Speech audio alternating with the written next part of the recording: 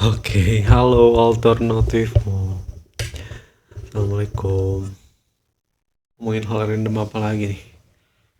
Oke, kalau misalnya pernah kepikiran ya, mobil tuh kalau jalan pasti punya kecepatan. Terus kalau misalnya bola dijatuhkan dari ketinggian, ya pasti juga punya kecepatan ya. Gimana kalau di kimia? Apakah reaksi kimia punya kecepatan? Wah, punya dong. Namanya laju reaksi kimia yang akan kita bahas kali ini.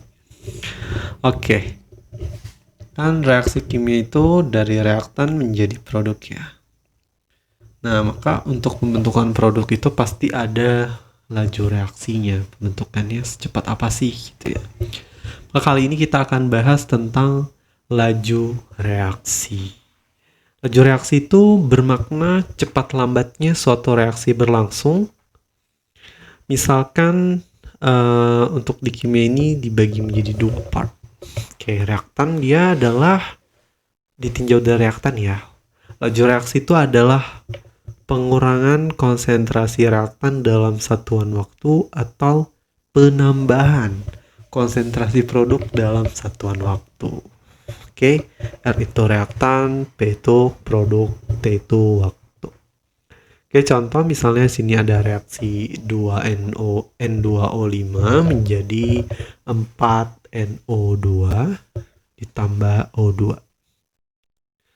Oke, laju N2O5 adalah pengurangan karena dia reaktan, pengurangan konsentrasi N2O5 dalam satuan waktu.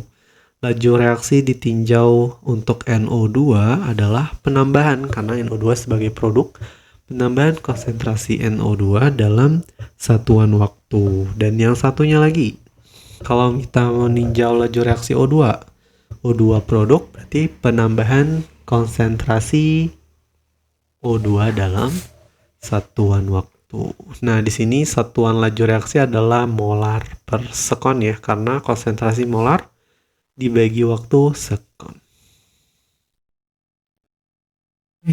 Kita lanjut. Bagaimana hubungan ketiganya? Nah, kita lihat dari koefisien-koefisiennya. Jadi laju reaksinya akan bernilai sama ketika masing-masing dibagi dengan koefisiennya. Contoh untuk yang di sini, untuk yang N2O5 berarti min 1/2, kemudian untuk NO2 plus ya, karena tadi plus 1/4, sedangkan O2 1/1 ya, karena koefisiennya 1. Oke. Sekarang tentang persamaan laju reaksi. Misalkan ada reaksi A dengan koefisien A ditambah B dengan koefisien B, lalu ditambah C dengan koefisien menjadi C dengan koefisien C, dan D dengan koefisien D. Oke, maka laju reaksinya hanya ditinjau dari reaktan saja ya, per reaksi. Maka di sini V sama dengan K dikali konsentrasi A dengan orde X, konsentrasi B dengan orde Y. K itu sebagai tetapan laju reaksi, X itu orde reaksi A, dan Y orde reaksi B.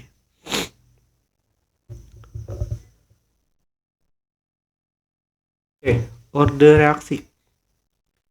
Pasti orde reaksi itu menyatakan besarnya pengaruh konsentrasi bereaksi pada suatu laju reaksi.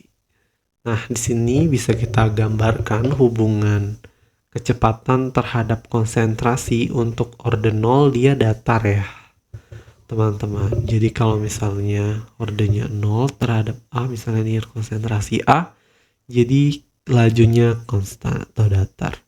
Lanjut, ketika orde 1 dia linear ya, teman-teman. Jadi garis lurus linear. Sedangkan orde 2 dia seperti fungsi kuadrat ya, grafiknya melengkung.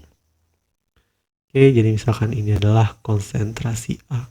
Yang pertama tadi pengaruh A tidak ada, pengaruh A linear untuk orde 1, sedangkan pengaruh A kuadrat untuk orde 2. Jadi makin cepat ya, lebih cepat naik ya untuk yang orde yang lebih tinggi. Artinya V-nya lebih cepat ya. Oke, lanjut. Dengan catatan di sini mencari X ya untuk orde, kita lihat X itu kan order dari A, maka kita lihat B yang sama gitu ya, konsentrasi B yang sama dari tabel. Kebalikannya kalau mencari order di B, order Y, kita cari A-nya yang sama. Catatan.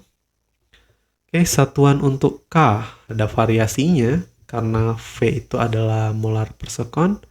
Maka untuk order 0 satuannya molar per sekon. Order 1 sekon min 1 saja, sedangkan order 2 M min 1 S min 1. Order 3 M min 2 S min 1. Di sini kita lihat polanya, M-nya dengan pola 1 dikurang N ya, kalau misalnya di order N. Tapi S min 1-nya tetap selalu ada. Sip. Lalu lanjut, faktor-faktor apa sih yang mempengaruhi laju reaksi? Yang pertama ada luas permukaan. Ukuran partikel atau bentuk partikel misalnya diperkecil, maka luasnya ya kan, luasnya pasti makin besar ya. Sehingga reaksi semakin cepat. Nah, contohnya misalnya di sini ada serbuk sama bongkahan. Serbuk-serbuk tuh kan jadi banyak ya permukaannya. Maka laju serbuk akan lebih cepat atau lebih besar daripada laju saat zatnya bongkahan. Contoh lain, faktor lain yaitu suhu.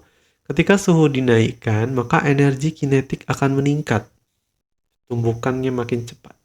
Maka reaksinya akan semakin cepat. Sedangkan yang faktor ketiga konsentrasi, kalau konsentrasinya berpengaruh, konsentrasinya ditinggiin, maka semakin banyak zat yang bertumbukan. Akibatnya reaksi akan semakin cepat. Dan yang terakhir adalah pengaruh dari katalis. Kalau katalis ditambahkan pada suatu reaksi kimia, katalis akan membantu mempercepat reaksi itu. Dan tapi katalis tidak ikut bereaksi ya teman-teman, dia hanya membantu saja. Dia dengan cara menurunkan energi namanya energi aktivasi. Nah, gambaran energi aktivasi ketika ditambahkan oleh katalis yang mula-mula misalnya gunungnya tinggi gitu. Nah, dengan adanya katalis gunungnya dibagi dua, jadi lebih mudah untuk didaki. Ibaratnya kita kalau naik sepeda, kalau terlalu curam kan energi yang kita butuhkan gede banget ya. Kecuali tanjakannya dibagi lagi menjadi tanjakan-tanjakan yang kecil, pasti kita bisa melewatinya. Nah, katalis berfungsi di situ. Oke, sudah selesai untuk materi ini. Tetap semangat ya teman-teman. Sampai jumpa lagi di video berikutnya. Bye bye. Oke, assalamualaikum.